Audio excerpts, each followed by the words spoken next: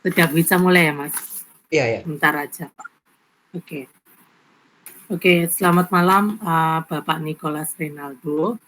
Sebelumnya saya perkenalkan dulu, saya Rita Rembu, mengucapkan banyak terima kasih atas kesempatan dan waktunya bisa diajak wawancara untuk menyelesaikan disertasi Richard yang berhubungan dengan perusahaan industri.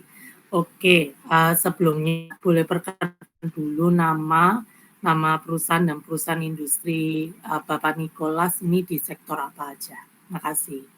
Ya, terima kasih Mas Richard Andrew. Nama saya Nicholas Renaldo. Saya direktur di PT Sierra Cahaya Harmoni itu untuk Multi Sector Holdings. Kemudian saya juga di PT Konsultan Bisnis Sudarno sebagai manajer untuk bidang usaha professional service. Oke. Terima kasih banyak. Luar biasa ya sebagai manajer di dua perusahaan industri yang berkaitan. Oke, kita masuk ke pertanyaan pertama. Apakah perusahaan Bapak Nicholas memperoleh laba penjualan tahunan sesuai dengan yang ditargetkan dan target pengembalian investasi-investasi yang diharapkan? Penjualan produk di perusahaan Niko apakah mencapai lebih dari 30% market share? Jika iya, bagaimana langkah konkret perusahaan Anda dalam mencapai semua itu? Baik, terima kasih. Untuk lebih mudah saya untuk PT Sierra Cahaya Harmoni saya sebut perusahaan A ya, Mas. Ya, Yang nggak apa-apa. PT Konsultan Bisnis Sudarno saya sebut perusahaan B aja. Oke. Untuk perusahaan A belum bisa mencapai 30%, tapi untuk yang perusahaan B sudah bisa mencapai 30%. Kemudian langkah konkretnya di sini kami melakukan penawaran, melakukan marketing dan memberikan pelayanan yang baik kepada pelanggan.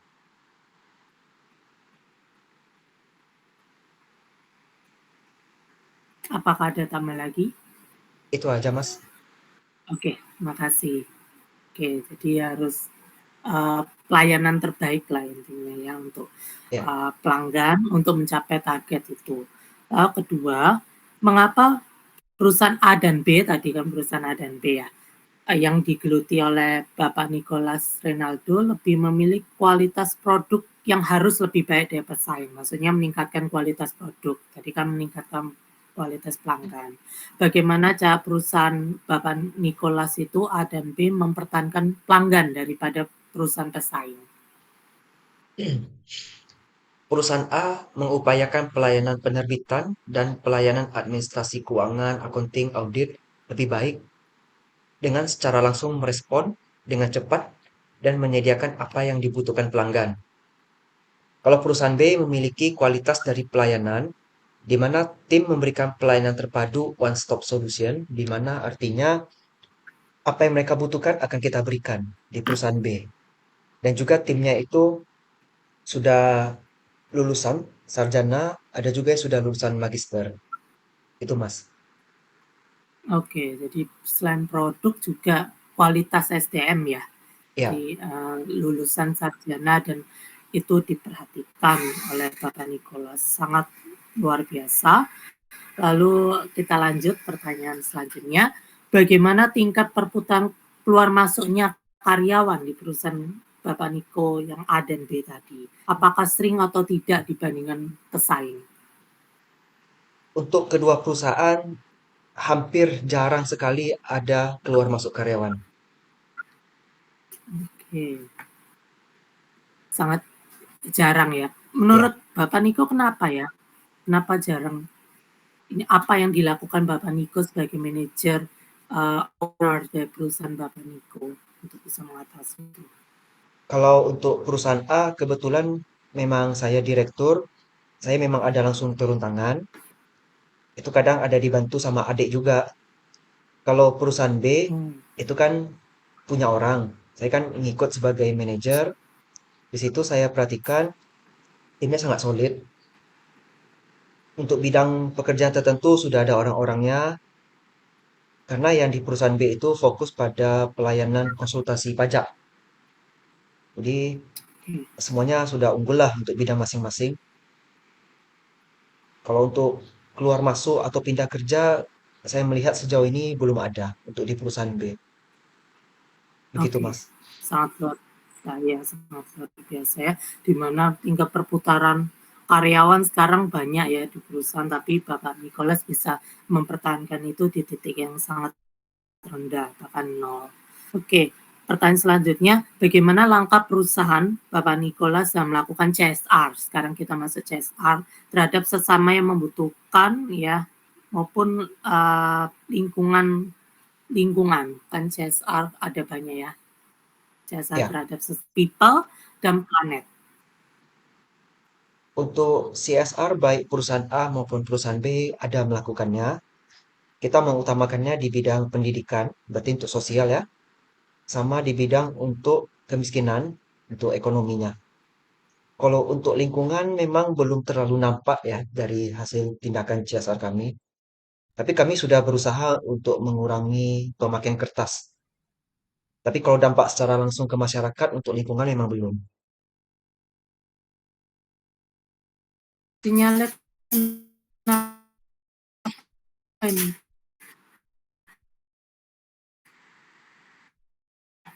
sorry Halo? putus, putus, mohon maaf Bapak Ya, Nicholas. Iya sih, nanti bisa dipotong. Sorry, Koniko, putus tadi. oh, Boleh ulangi lagi? Ya, bagaimana oke. langkah perusahaan Bapak Niko terhadap CSR, terhadap sesama yang membutuhkan maupun lingkungan? Sorry, putus tadi. Terima kasih. Ya, untuk kedua perusahaan sudah melakukan CSR, terutama untuk di bidang pendidikan, melalui pemberian sosialisasi, seminar, itu untuk bidang sosialnya berarti. Kalau untuk bidang ekonomi, kita sudah ada CSR untuk pemberian sumbangan berupa uang tunai biasanya ya. Itu untuk masyarakat sekitar atau untuk anak-anak panti asuhan, itu untuk bidang ekonominya ya. Kalau untuk bidang lingkungan, kita memang Hmm. belum ada yang terlalu konkret sekali yang kita terapkan. Jadi masih di bidang sosial sama ekonomi dulu untuk CSR kami. Oke, masih sosial dan ekonomi ya. Oke, langkah yang bagus ya bagi Pak Niko. Bagaimana langkah perusahaan Pak Niko dalam memberikan pelatihan dan pengembangan kemampuan pegawai? Kan di era sekarang itu ada perkembangan digitalisasi, di mana semuanya harus menggunakan teknologi. Bagaimana langkah Pak Niko dalam melatih dan mengembangkan itu untuk pegawai? Untuk perusahaan A, kami sering membuat seminar online maupun sorry, kalau perusahaan A lebih banyak membuatkan pelatihan atau seminar online, baik nasional maupun internasional kepada anggota. Kalau yang perusahaan B itu masih di level nasional dan lebih sering dilakukan secara offline untuk memberikan pelatihan kepada karyawannya. Oke. Oke, perusahaan A dalam lingkup internasional itu seperti apa Pak Niko? Kan digitalisasi ini apa? Maksudnya di lingkup internasional seperti apa yang dilakukan? Misalnya seminarnya, Terakhir kami pembahasan ada topik. bikin international forum itu untuk diskusi ya. International Forum on Digital Economy and Technology Advancement namanya. Oke, Nanti ada linknya itu namanya IFDETA. Nah, di situ terakhir saya menjadi pembicara juga. Nah, wah, di sana kita kolaborasi dari Indonesia, Brunei Darussalam, Brunei Darussalam, Malaysia, sama United Kingdom. Jadi ada 4 negara oke, kemarin itu. Gitu, Mas. oke, sangat bagus ya sampai Pak Niko jadi pembicaranya juga sangat luar biasa. Lalu bagaimana langkah perusahaan Pak Niko dalam mekanisme pengembangan industri tadi ya berkaitan dengan digitalisasi? Hampir sama kayak tadi ya, saya rasa ya. Oke, kita lanjut ke pertanyaan selanjutnya. Bagaimana perusahaan Pak Niko mengimplementasi kode etik? Kan kita tahu adanya kode etik, apalagi implementasi sistem pengendalian manajemen. Itu bagaimana langkah dari Pak Niko untuk mengimplementasikan? Kalau kode etik secara spesifik jarang ya Kak dibahas di perusahaan. Tapi kalau untuk menjalankan bisnis memang sudah dijalankan dengan etika sebagaimana mestinya. Oke, oke. Tetapi kan ada nilai-nilai perusahaan yang harus dijunjung tinggi kan di perusahaan Niko ya, Pak Kalau itu Niko ya. iya, Ya, bagaimana Pak Niko mengkomunikasikan manajemen risiko dan kode etik tadi atau nilai-nilai perusahaan kepada semua karyawan di suatu perusahaan Pak Niko? di kedua perusahaan kita sama-sama menanamkan nilai kode etik kepada mereka, terus secara langsung memberikan pengetahuan dasar kepada mereka tentang bagaimana kita menjalankan bisnis dengan baik. Seperti itu, Mas. Oke, jadi wajib ya secara tidak langsung ya. Ya, Oke, pasti di perusahaan Pak Niko ada visi misi dari A dan B, pasti ada visi misi dan nilai perusahaan yang dijunjung tinggi. Menurut Pak Niko, seberapa pentingkan visi misi nilai perusahaan itu bagi budaya suatu perusahaan itu? Bagaimana Pak Niko mengkomunikasikan itu semua itu dalam lingkup internal perusahaan? ya. Kalau untuk visi misi sudah pasti kita harus terapkan kepada semua karyawan yang ada. Sebentar.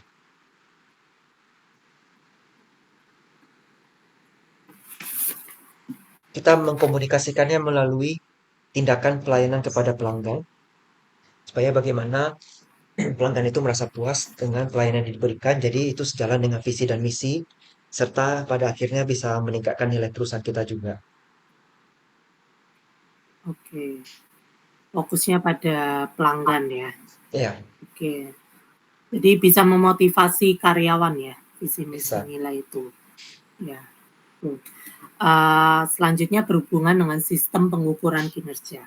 Apakah ada sistem pengukuran kinerja khusus yang dirancang oleh perusahaan Pak Niko?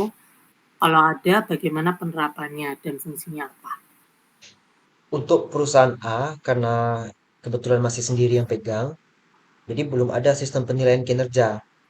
Tapi kalau perusahaan B, kita mengukur kinerja karyawan melalui pelayanan apa yang diberikan kepada konsumen dan berapa banyak klien yang dipegang oleh masing-masing anggota. Karena dari anggota tersebut kalau dapat banyak klien, nanti kinerjanya akan lebih bagus, akan dapat lebih banyak juga kompensasinya. Jadi apa namanya? Kompensasi berbasis kinerja kalau yang perusahaan B. Kalau Oh, perusahaan A belum.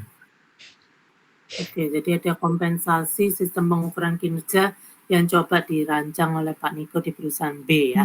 Ya, Oke, oke, oke. Selanjutnya, bagaimana perusahaan Pak Niko melihat kemajuan pencapaian sasaran perusahaan? Bagaimana cara memantau kinerja hasilnya? kita lakukan Lain, evaluasi. Untuk perusahaan B kita ada rapat setiap 2 minggu sekali ya. Di situ kita melihat apa yang muncul permasalahan dari klien, terus apakah ada penambahan jumlah klien atau pengurangan jumlah klien. Sejauh ini belum ada pengurangan jumlah klien, jadi masih bagus ya. Kalau untuk yang perusahaan A masih cenderung stabil, tidak berkurang, tapi juga tidak bertambah terlalu banyak juga. oke, oke. Jadi kemajuannya ya stabil ya di Ya, tengah stabil. uh, di tengah ekonomi yang naik turun, tapi hebatnya perusahaan Pak Niko itu bisa relatif stabil. Oke, pertanyaan selanjutnya, apa opsi pengidentifikasian dari tiap pengambilan keputusan perusahaan Pak Niko sudah tepat dan sesuai dengan harapan perusahaan? Mengapa Pak Niko bisa mengatakan demikian jika iya? Perusahaan A dan B mengambil keputusan dengan baik dan sesudah sesuai dengan rencana perusahaan. Karena kedua perusahaan ini terbukti bisa survive dalam keadaan yang sulit sekalipun. Oke, survive ya, buktinya Ya, kita bisa pengambilan keputusan yang dilakukan telah baik. Oke, kita masuk ke sistem akuntansi manajemen strategik sekarang. Sistem akuntansi manajemen strategik apa yang telah dirancang khusus perusahaan Pak Niko saat ini? Bagaimana Pak Niko sebagai seorang manajer perusahaan A dan B dalam merencanakan, menerapkan, serta mengendalikan sistem terintegrasi yang telah dirancang selama ini? Oke, kalau sistem akuntansi manajemen strategik, saya lebih fokusnya di strategiknya ya, Mas. Kalau di strategik perusahaan Oke. A, kita di sini sistemnya biasanya orang yang cari kita. Jadi Ya. kalau orang mencari kita berarti kita punya kekuatan.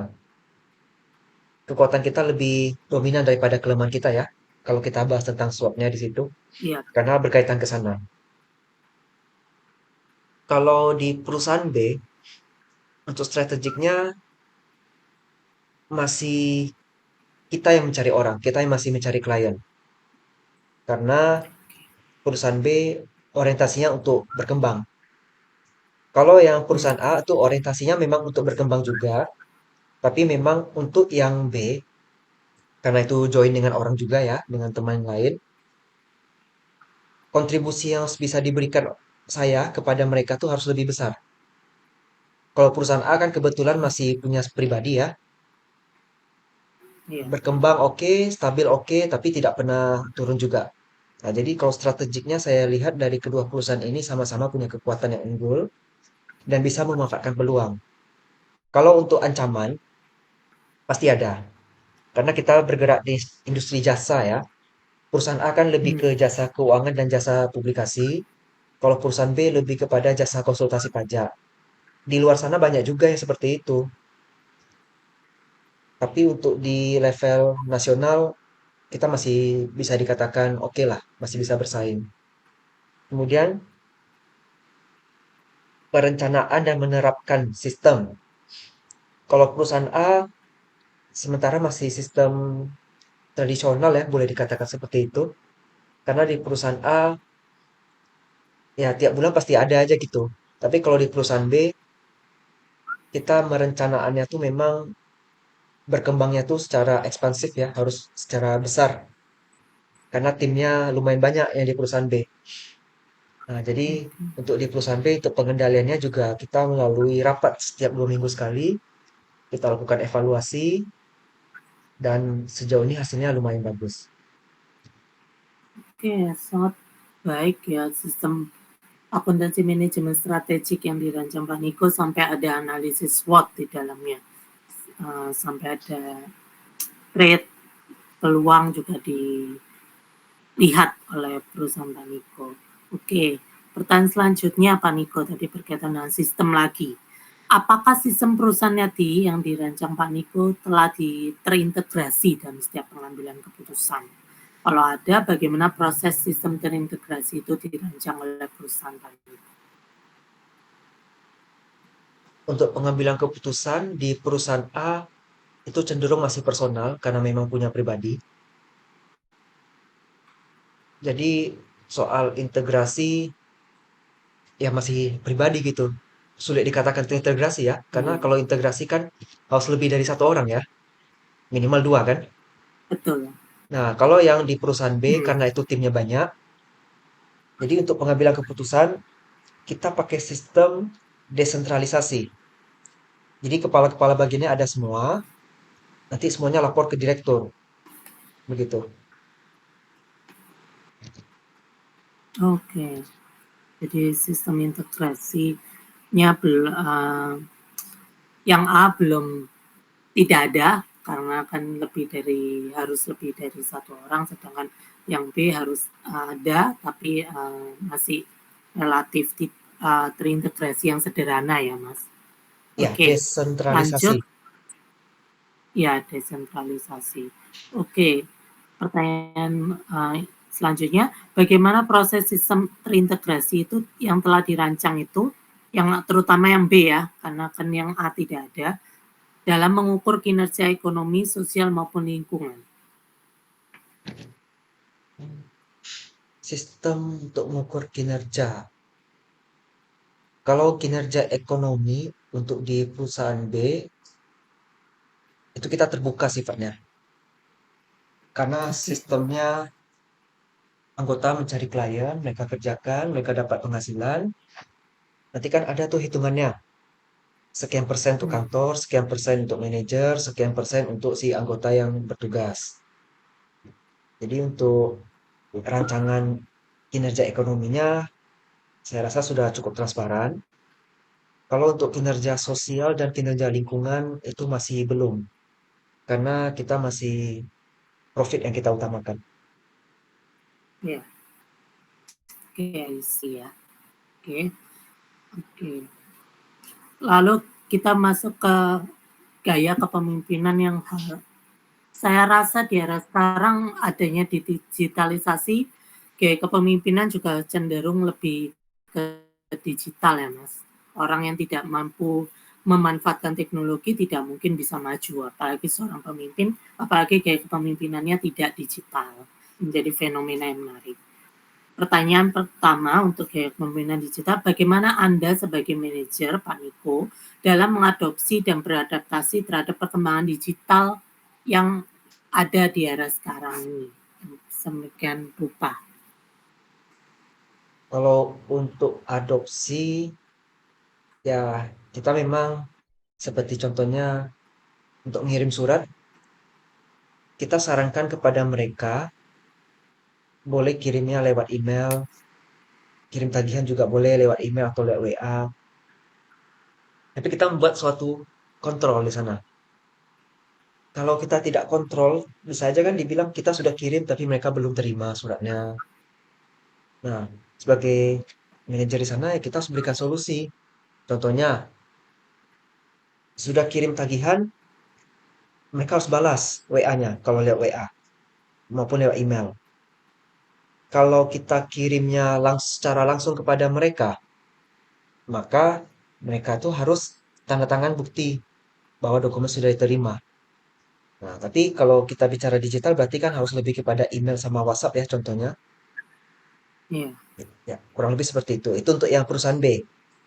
Kalau yang perusahaan A cenderung transaksinya kan sifatnya instan. Maksudnya hmm, cepat dia. Kalau yang perusahaan B kan memang butuh waktu, mulai dari pekerjaan sampai penerbitan invoice. Kalau yang perusahaan A dia cepat sistemnya. Jadi kalau di perusahaan A bisa lebih efisien lah dalam penerapan digitalisasinya. oke, oke, sangat baik ya sebagai manajer. Oke, sekarang menurut Pak Niko bagaimana cara tadi kan Pak Niko menerapkan gaya kepemimpinan. Bagaimana karyawannya sekarang? Bagaimana Pak Niko dapat mendorong ke karyawan Pak Niko dalam mengaplikasi ayo nih perangkat digital yang ada. Bagaimana memfasilitasi dorongan ke SDM. Kalau untuk memfasilitasi dari sisi perangkat itu belum ada, Mas. Karena masing-masing sudah Belum punya ya? smartphone sendiri ya. Kalau dari Iya, pengguna fitur-fitur, kadang pada saat rapat ya, yang di perusahaan B mereka kan ada cerita keluhan selama bekerjanya seperti ini. Selagi bisa kita berikan solusi yang dalam kaitan digitalisasi, itu kita bantu. Misalnya terakhir kemarin itu ada karyawan yang mengatakan sistem penyimpanan mereka penuh. Yang namanya konsultan pajak, tentu dokumen-dokumen laporan keuangan, dokumen SPT, banyak kan harus diarsip. Apalagi ya. arsipnya harus 10 tahun terakhir. Itu sangat banyak. Wah, Jadi iya. setelah rapat manajemen, di sini pimpinan memberikan solusi. Solusinya ada beberapa. Salah satunya menggunakan Dropbox, OneDrive, atau Google Drive. Nah, itu kan kapasitasnya memang terbatas ya. Kalau yang versi free. Nah, kita juga berikan pilihan. Silakan kalau memang perlu kapasitas lebih besar, kita fasilitasi, kita biayai. Kemudian di kantor perusahaan B juga kita menyediakan komputer satu khusus. Itu eksternal hard drive-nya kita sediakan lebih besar. Jadi mereka silakan melakukan backup data di sana. Jadi kalau untuk fasilitasi di perusahaan B sudah cukup baik. Kalau di perusahaan A kebetulan memang karena masih punya sendiri, saya juga punya website sendiri, punya hosting sendiri, punya database terpusat sendiri, jadi masih cukup lah, begitu Mas. Oke, jadi ada fasilitas ya yang dilakukan oleh perusahaan. Oke, sekarang budaya Mas, budaya digitalisasi. Bagaimana uh, Anda sebagai seorang pemimpin menumbuhkan budaya digitalisasi di perusahaan A dan B yang Anda geluti? Kalau di perusahaan A, saya sudah memang menerapkan budaya digital karena punya sendiri kan. Artinya Ya, bagaimana caranya meringankan pekerjaan sendiri melalui digitalisasi salah satunya. Maka udah pasti perusahaan A saya terapkan. Perusahaan B, karena kita berbicara bisnis konsultan pajak, kadang untuk menerapkannya masih belum bisa penuh ya. Kita berharap semua dokumen bisa digital oke, supaya peningkatan budaya digital, penerapan budaya digitalnya bagus di perusahaan B. Tapi karena memang bisnisnya seperti ini, penerapannya masih belum bisa maksimal. Itu pun karena dari sisi negaranya juga kan untuk pelaporan pajak, untuk beberapa hal masih ada yang harus dilakukan secara manual. Begitu, Mas. oke. Tapi ada langkah yang untuk menumbuhkan budaya itu ya. Ya, Oke, bagaimana Anda sebagai pemimpin dan meningkatkan keterampilan dan kecerdasan kompetitif digital saat ini di era sekarang? kalau untuk kedua perusahaan kita sama-sama menyarankan mereka untuk ikut pelatihan lah. Kalau misalnya ada webinar, ada pelatihan sosialisasi, kita selalu share. Ya memang belum bisa semua juga yang ikut, tapi setidaknya ada yang mau ikut. Jadi kan kalau yang sudah ikut Oke, bisa bantu cerita-cerita ke teman-teman yang belum ikut. Dan itu kan juga dibahas di rapat rutin. oke. Jadi pelatihan SDM lalu juga bisa ini ya diturunkan ya Iya. pelatihan itu ke teman-temannya rekan kerja yang lain. Oke, langkah yang bagus. Sekarang kita berkaitan dengan spiritual seorang pemimpin. Menurut Mas, bagaimana Anda sebagai pemimpin dan meningkatkan spiritual Anda sebagai pemimpin maupun karyawan Anda? Apakah spiritual itu penting bagi Anda dalam pengambilan keputusan? Saya harus konfirmasi dulu ya Mas Richard. Maksudnya spiritual di sini yang seperti apa Ya, ya? spiritual itu jadi bisa apa? Menjalankan agamanya dengan baik ya, keyakinannya sehingga arahan-arahan itu bisa ditransfer ke karyawan Anda. Jadi seorang pemimpin yang spiritual artinya pemimpin yang menjunjung tinggi nilai-nilai agama, ya agamanya sehingga bisa diterapkan dalam gaya kepemimpinan. Kalau yang di perusahaan A, karena saya sendiri yang pegang, dan kebetulan saya beragama Buddha ya. Ya saya menjalankan Oke, bisnis ya seperti apa adanya lah Mas. Kalau yang perusahaan B, saya kan join itu yang perusahaan B. Nah, salah ya, satunya tuh dia beragama Muslim. Untuk karyawan juga kebanyakan Muslim. Yang beragama oke, Buddha ada beberapa, tapi sedikit, minoritas di perusahaan B. Dan saya perhatikan memang kalau untuk jalannya perusahaan B itu memang ke arah sedikit, mungkin tidak ada maksud bahas agama ya Mas, tapi memang yang di perusahaan B ya, lebih banyak mengikuti nilai-nilai agama Muslim. Tapi nggak ada masalah juga buat kami yang oke, non-Muslim ya. Tetap kami kerjakan iya, sebagaimana mestinya, bekerja dengan baik, dengan cara masing-masing juga ya.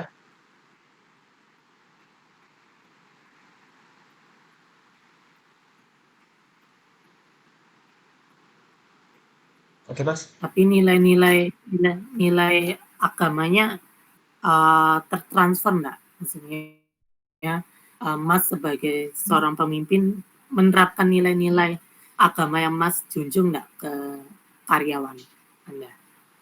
Kalau secara spesifik ke agama tertentu tidak, Mas. Tapi yang jelas, Oke, semua agama kan mengajarkan kebenaran, mengajarkan kebaikan ya, Mas. betul. Kalau itu Iya. ada kami lakukan, tapi tidak spesifik ke agama tertentu. Oke, jadi spiritual di sini kan juga tidak spesifik ke agama tertentu ya, Mas. Dan jadi tertransfer dengan nilai-nilai itu ya. Semua agama kan memiliki nilai yang sama, yaitu kebenaran tadi yang Mas sampaikan. Ya, Oke, sekarang masuk ke bagaimana Anda sebagai seorang pemimpin memberikan contoh etika yang baik dan benar pada tiap karyawan Anda. Karena banyak kasus sekarang kurangnya etika. Kalau seorang pemimpin dirasa tidak etika, menurut semua orang pasti karyawannya juga aras-arasan, malas-malasan. Itu bagaimana Anda bisa memberikan contoh? kalau memberikan contoh etika untuk karyawan-karyawan yang masih baru ya biasanya, terutama di perusahaan B ya, mereka tuh kalau jumpa klien, kita selalu sarankan paling tidak berdua untuk pergi. Satu yang senior, satu yang junior. Jadi yang senior kasih contoh bagaimana cara ngomong, bagaimana beretika di depan klien, bagaimana menarik klien supaya jadi pelanggan kita, pelanggan tetap tentunya ya, dan pelanggan yang loyal. Dan itu berulang terus. Sampai hari ini masih kita terapkan seperti itu. Kecuali untuk karyawan yang sudah kita katakan senior ataupun yang sudah punya pengalaman lah dan sudah kita rasa mampu, kita sudah izinkan dia untuk pergi sendiri. Kurang lebih seperti itu, Mas. Oke, oke, tetap menjalankan etika ya, dari senior ke junior juga ya. Iya. Lalu Anda sebagai manajer di perusahaan Anda, apakah memiliki aplikasi khusus untuk memantau karyawan dari kesehatan, spiritual maupun emosional karyawan Anda? Kalau ada, bagaimana pengoperasiannya? Untuk saat ini belum ada, Mas. Oke, belum ada ya. Jadi belum ada aplikasi khusus itu. Jadi pemantauan cara ini aja ya, fisik, visual aja ya. Jadi memantau biasa ya. Ya. Oke. Oke, sekarang kita masuk ke budaya organisasi, Mas. Bagaimana budaya organisasi perusahaan Anda dapat cepat merespon perubahan lingkungan eksternal?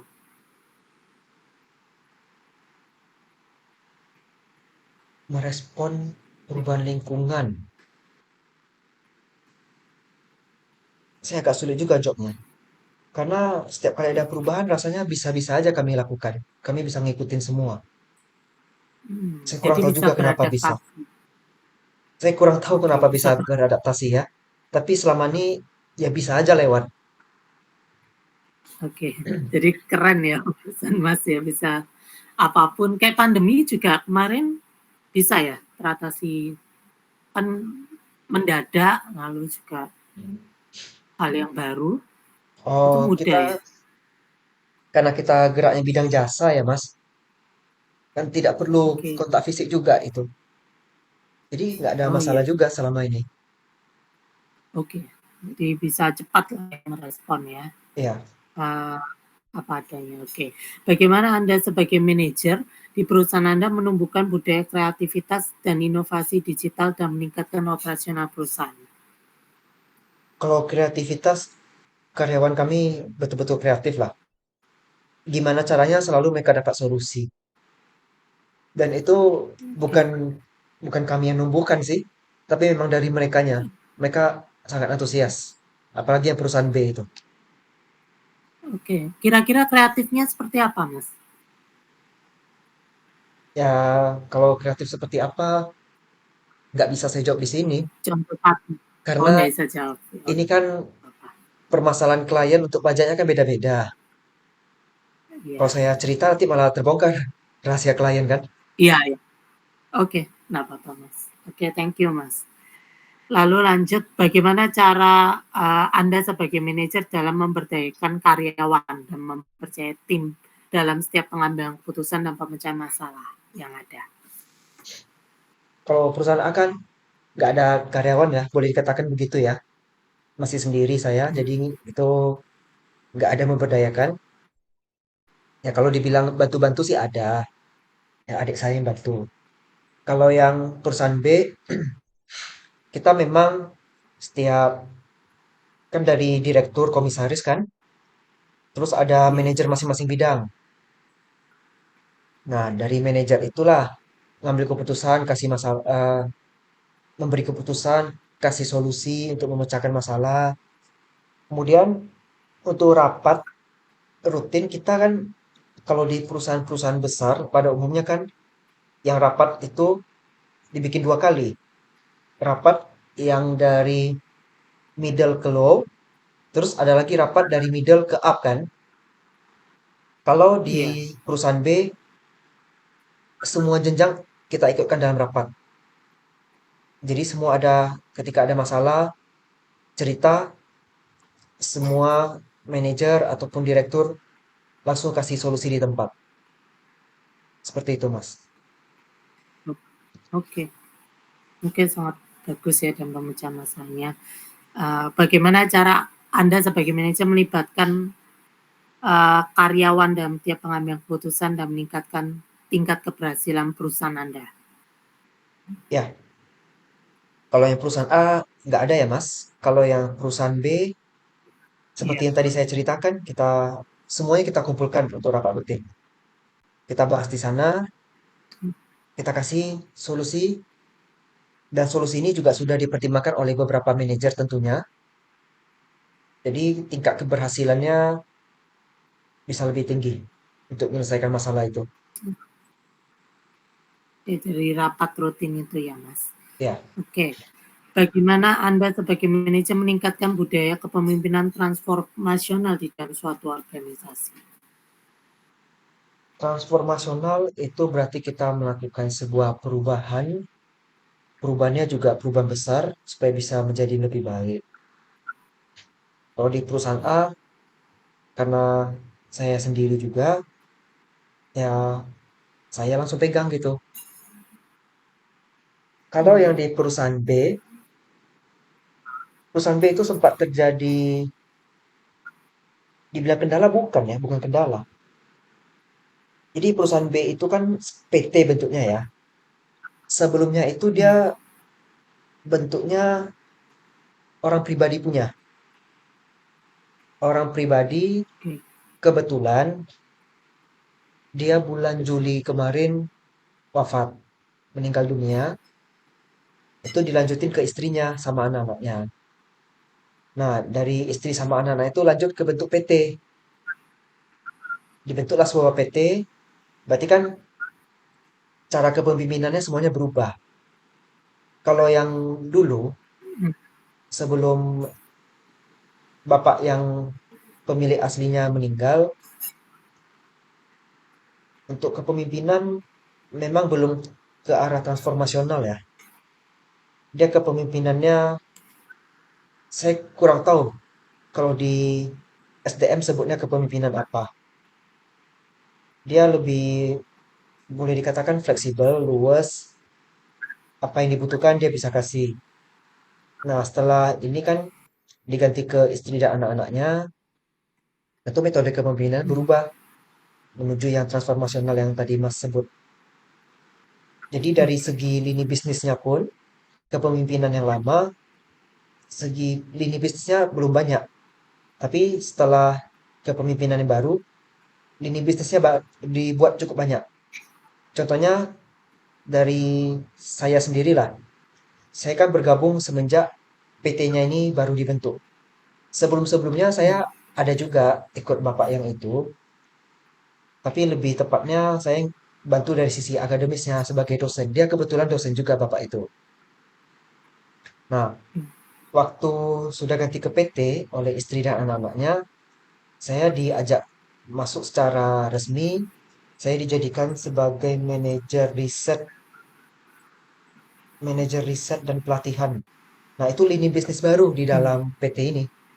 Nah, ini berarti menunjukkan kepemimpinan transformasional yang menuju perubahan yang lebih baik, Mas. Oke. Bagus ya. Pergantian kepemimpinan ternyata bisa membuat transformasional suatu organisasi. Ya, Ya, oke. Bagaimana pemimpin menumbuhkan dan mentransformasikan budaya organisasi di perusahaan Anda untuk memahami teknologi yang ditransfer dari pimpinan ke karyawan? kalau saya perhatikan sejauh ini nggak terlalu apa kali ya dari pemimpin, karena memang dari anggota-anggotanya juga semuanya sudah paham dengan teknologi. Oke, oke. Jadi harus semua ngerti lah ya, ngerti teknologi ya, nggak perlu sampai menumbuhkan atau mentransformasikan itu. Oke, bagaimana perusahaan Anda menumbuhkan budaya organisasi sekarang berkaitan dengan ketaatan peraturan ya, Mas? Menurut Anda penting nggak budaya organisasi itu harus taat, ada budaya legal, taat hukum suatu negara. Bagaimana perusahaan Anda dapat menumbuhkan itu agar taat budaya organisasi harus juga taat dengan hukum atau etika yang berlaku di masyarakat. Karena ada teori namanya teori legitimasi ya, di mana suatu perusahaan berdiri harus mengikuti hukum yang berlaku. Ya, bagaimana perusahaan Anda bisa menyikapi itu? Sejauh ini kalau saya perhatikan untuk etika masyarakat kita semuanya ikuti ya, dan belum pernah ada masalah yang saya temui. Oke, Kalau untuk ketaatan pada hukum, ya kita kan kalau yang di perusahaan A konsultan keuangan, auditor, ya perusahaan B konsultan pajak, ya udah pasti semuanya ngikutin aturan ya. Nggak mungkin kan iya, kita mengaudit, kita bikin hitung pajak tidak ikuti aturan. Jadi kalau soal hukum sih betul. sejauh ini masih aman lah. Karena memang kerjaan kita tuh memang berbasis hukum semua. Oke, sangat baik. Jadi budaya perusahaan berhubungan ya. Oke, kita masuk ke kegiatan inovasi, Mas. Apakah perusahaan um, Mas Geluti lebih memilih menciptakan produk baru atau meningkatkan produk yang sudah ada? Kedua-duanya kita lakukan, baik di perusahaan A maupun perusahaan B. Perusahaan A, Oke, jadi kalau perusahaan A itu awal mulanya untuk, sebentar saya ingat dulu ya. Kalau perusahaan A ya nggak itu apa-apa. awalnya untuk bisnis jasa konsultan manajemen. Oke, Nah, kita ada nambah produk baru, berarti di jasa publikasi, jasa audit, jasa penyelenggaraan kegiatan, terutama seminar ya. Dan apakah perusahaan A meningkatkan produk yang sudah ada? Itu jelas ada. Kita rutin ya melakukan peningkatan selagi bisa dan selagi ada yang bisa kita tingkatkan produknya kita lakukan di perusahaan A. Kalau perusahaan B, seperti yang tadi sudah saya ceritakan ya, sebelum yang Bapak itu wafat, dengan sejak Bapak itu wafat, produk baru muncul. Sebelumnya tidak ada divisi ini, sekarang sudah ada divisi baru. Jadi produk oke, baru ada, peningkatan produk yang sudah ada juga ada dilakukan, baik untuk A dan B. oke, sangat baik ya dilakukan oleh uh, Pak Niko sebagai manajer. Oke, bagaimana perusahaan Anda menggunakan proses pengelolaan industri yang baru berkaitan dengan adanya digitalisasi? Pengelolaan industri, ya kita mengikuti apa adanya sesuai perkembangan teknologi. Kalau untuk di bidang perusahaan A ya, bidang penerbitan, Iya, ya memang dari dulu sudah harus pakai teknologi, pakai open journal system namanya. Kalau yang di perusahaan B, untuk teknologi, kalau aplikasi pajak ya, sekarang sudah keluar yang baru namanya Cortex. Jadi tetap pasti oke, diikuti semuanya. oke, oke, thank you. Bagaimana perusahaan Pak Niko ini menyesuaikan pengenalan pasar yang baru? Bagaimana cara perusahaan itu dapat mengembang dan juga mengembangkan sumber bahan baku atau input yang baru lainnya? Pengenalan pasar yang baru kita ada usahakan. Yang A kita usahakan ke internasional, kalau yang B karena dia konsultan pajak, kalau pajak negara, misalnya negara A dengan negara B pasti beda ya aturan pajaknya. Ya, Jadi yang A itu yang perusahaan B ini itu masih level nasional. Kita masih belum bisa ke internasional karena ruang lingkup dan aturan hukumnya juga berbeda. hmm, Nah, jadi untuk pengenalan pasar baru yang A itu lebih ke internasional, kalau yang B masih nasional. Nah, kalau cara perusahaan ya, mengembangkan sumber bahan baku atau input, kalau dari sisi bahan baku nggak ada ya karena jasa, tapi kalau untuk input ya kita usahakan dari SDM-nya kita input yang berkualitas gitu, Mas. oke, sangat baik ya. Jadi, tapi tahapannya growth ya. Jadi kan tahapan bisnis kan introduction, growth, ya, mature sampai decline. Tahapan dua-duanya di tahap growth ya, kedua ya. Ya, perusahaan A dan perusahaan B growth. Oke, Cuma untuk perusahaan A, growth-nya tuh masih pelan. Karena untuk oke, capai internasional kan pelan sulit. Pelan. Tapi yang ya. perusahaan B, growth-nya lumayan lah, lebih besar growth-nya. Makanya tadi dari Oke, sisi pangsa pasar yang perusahaan A masih belum bisa 30%, tapi yang perusahaan B bisa melebihi 30%. oke. Terima kasih Mas. Bagaimana selanjutnya ya Mas? Bagaimana perusahaannya Pak Niko mengadopsi teknologi baru di era sekarang dan meningkatkan kinerja operasional perusahaan Anda? Kalau penerapan teknologi selalu ada, ya itu anggota pintar-pintar lah semua. Kalau Oke, untuk apa satu lagi Mas? satu lagi teknologi baru dan meningkatkan kinerja operasional perusahaan Anda. Oh, teknologi baru. Ya kalau kita bicara di bisnis konsultan pajak perusahaan B, itu aplikasi-aplikasi pajak semuanya baru-baru tuh. Tiap boleh Oh, dikatakan setiap tahun tuh pasti aja ada yang berubah tuh. Jadi anak-anak tuh hmm, semuanya bisa mereka ikutin, mereka bisa adopsi dan sistem pajak yang diperbarui itu memang untuk mempermudah kita juga. Gitu Mas. oke, sistem sudah dirancang dengan baik ya, sistem pajak lagi. Oke, bagaimana cara Anda sebagai pemimpin meningkatkan kualitas karyawan dan kemampuan manajemen di perusahaan Anda?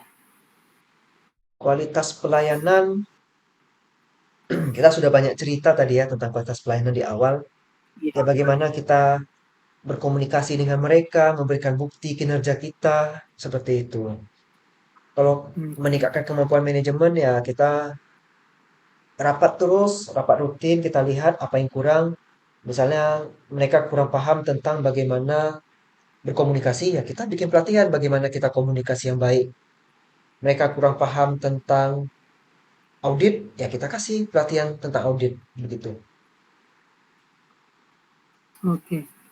Jadi ada ini ya, pelatihan-pelatihannya.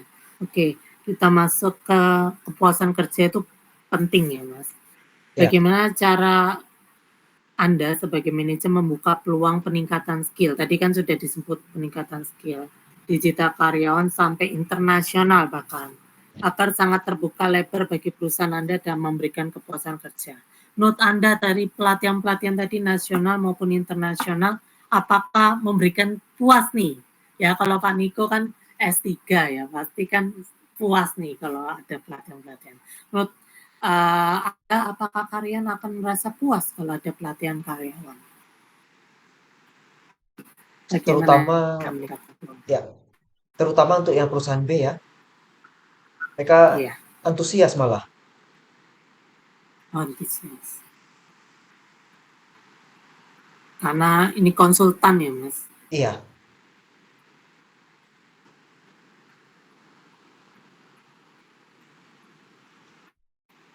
Kalau perusahaan A, kalau perusahaan A kan masih saya sendiri, Mas. oh iya, Mas juga puas jadi sebagai seorang manajer ya. Oke, oke lanjut ke pertanyaan kedua. Bagaimana Anda memastikan karyawan dapat menyelesaikan tugas dan pekerjaannya dengan efektif dan efisien dengan bantuan teknologi yang ada. Jadi puas menyelesaikan pekerjaan dengan cepat Nah, kalau kita di dengan konsultan teknologi. pajak perusahaan B ya, untuk Ya. bayar pajak, lapor pajak kan sudah ada tanggal-tanggalnya ya, Mas. Kapan harus submit Iya, SPT-nya?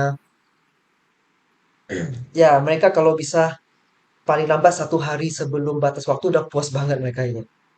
Tapi iya, ya, kadang sulit juga ya. iya. Tingkat stresnya Jadi lumayan tinggi itu. Apalagi kalau dari klien hmm, telat kirim data atau telat bayar. Wah, itu susah kami itu. Nah, di situ kalau untuk yang dapat kliennya seperti itu, kemungkinan besar nggak puas kerjanya karena terganggu kan. Tapi kalau yang dapat ya, klien yang cepat bayar, mereka puas karena mereka cepat juga kerjanya gitu. oke. Bagaimana lanjut ya, Mas? Bagaimana pengawasan kinerja dapat mendukung cepat kenaikan promosi atau jabatan bagi karyawan potensial di perusahaan Anda sekarang? Puas dapat promosi sekarang. Semenjak perusahaan B ini beralih menjadi PT, kita belum ada melakukan promosi ataupun demosi ya. Jadi kita Ya, masih belum bisa menjawab untuk pertanyaan yang ini. oke. Jadi belum ada ya. Oke. Sekarang tadi kan reward, sekarang punishment. Ya. Bagaimana pengawasan kinerja dapat mengurangi punishment bagi karyawan yang kurang potensial dan dapat menyelesaikan pekerjaan di perusahaan Anda? Kalau yang perusahaan A, karena masih sendiri, reward sama punishment-nya nggak ada. Kalau perusahaan B, kalau untuk reward, ya kita kan berbasis kinerja ya, itulah reward mereka. Tapi kalau untuk punishment, sesuai pertanyaan Mas Richard, apabila kita evaluasi mereka tidak sanggup, maka jumlah kliennya kita kurangi dan itu kita alihkan ke karyawan yang memang kita rasa lebih sanggup untuk mengerjakannya. Oke, jadi sangat baik ya. Oke, semua pertanyaan telah selesai hari ini, Pak Niko, Las Renaldo. Sekali lagi, Richard Andrew mengucapkan terima kasih atas kesempatan yang telah diberikan ya pada Richard ya untuk penyelesaian disertasi Richard ya. Saya mendoakan Pak Niko semoga sehat selalu, semua usahanya, semua um, kegiatannya sebagai seorang manajer di perusahaan A maupun B semuanya lancar dan diberkati. Semoga Tuhan memberkati selalu ya Pak Niko, Iya, sehat selalu dan selalu sukses dan jaya. Oke, ya. makasih ya Pak Niko, Tuhan memberkati selalu. Iya, terima kasih juga Mas. Semoga selesai cepat ya disertasinya. Amin. Ya, oke Amin. Mas. Tinggal langkah terakhir, jangan hasil. Makasih Pak Niko. Ya, saya selalu lanjut ke ini ya Mas, prototype. Ya, Prototype nanti ke apa Mas? nanti saya jelasin. Jam 8 ya? Jam 8 nanti ya. Oh, jam 8. Ada Oke. teman-teman yang lain juga saya undang biar saya sekaligus Oh, jelasin. oh gitu. Ya, ya. Jadi 7 bukan Mas menit Richard lagi ya, sendiri. Mas? Saya ada undang Oke. Kak Asri saya undang juga. Terus Oh, teman-teman yang angkatan kuliah saya juga ada saya undang karena prototipe ini kan harus ada bukti uji, Mas. Karena dia kan oke. produk kan. Jadi bukti ujinya kalau untuk yang sains teknologi itu bukti uji lab. Kalau saya kan akuntansi, Mas. Itu uji publik namanya. Iya. Jadi saya undang beberapa orang, beberapa Hmm. stakeholder. Nah, nanti Mas Richard mewakili tempat ini. Mas Richard di bank ya, nggak salah kan? Bang, ya. Ya, Bang, bank apa, Mas? di Bang. Mayapada. Ah, Mayapada, berarti Surabaya. nanti saya bikin keterangannya Mas Richard Andrew dari Bank Mayapada di surat untuk laporan saya nanti gitu. Boleh ya, Mas? Ya, boleh. Ya, Dengan senang hati. ya. Terima kasih, Oke. Mas. Oke, Mas. Saya mau siap-siap Akan dulu, Mas, jam 8. ya, saya Ya, juga. Ya, dadah, Mas. ya.